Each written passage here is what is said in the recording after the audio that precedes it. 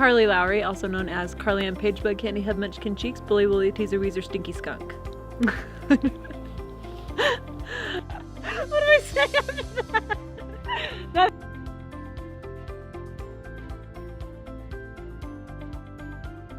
I live in Oakley, Utah, and I am a makeup artist as well as a voice teacher. I do a lot of singing, and favorite thing.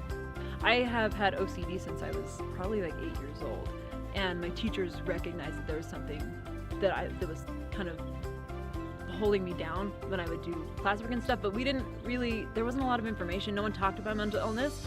And so it wasn't until I knew I had anxiety after an experience when I was 17, but it wasn't until I was, married that I realized that I had depression, whereas I was actually experiencing my first symptoms of depression my freshman year of college, but I didn't realize that.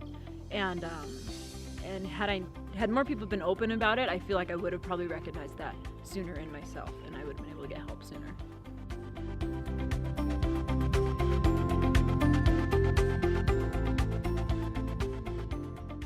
So I feel like it's really important to shed more light on mental illness, because it's something that's people are scared to talk about, and it's understandable as why they are afraid to talk about it, but it's a very real thing. And the more that I talk to people who reach out to me after me telling a story, the more I realize that there are so many people out there who do deal with it, and they feel hopeless, and they need someone to be willing to open up about it.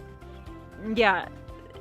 I have a lot of advice for people who struggle with mental illness, but I think the biggest thing is to not try and do it alone, because when you try and deal with something that big alone, it feels very lonely and daunting, and it's impossible, I've found, to try and do it by yourself. You need the support of people who care about you and who can keep you wanting to stick around, because sometimes it gets to the point where you don't really care anymore, and you need people who would be sad if you weren't here, and you need God.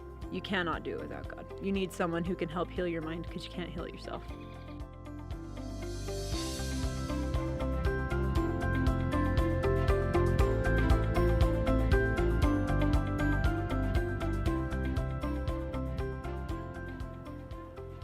With battling mental illness, it's a very unusual thing, because it's not something physically wrong, even though it gives you a lot of physical symptoms as well, and it's something you can't really describe very easily to someone else. And so God's really the only person that I feel like I can talk to who I know will totally understand me, and he's the only one who can bring the miracles that I need, because I can talk to my husband about it, and I can have amazing sounding boards in my life, but when it comes right down to it, he's the only one who can truly know exactly how I'm feeling. My Savior went through it too, and I know that he can carry me through it. And it's strengthened my faith when I've felt like there's literally no hope and I'm just beyond despair. He brings the light in when I need it the most, and no one else can do that.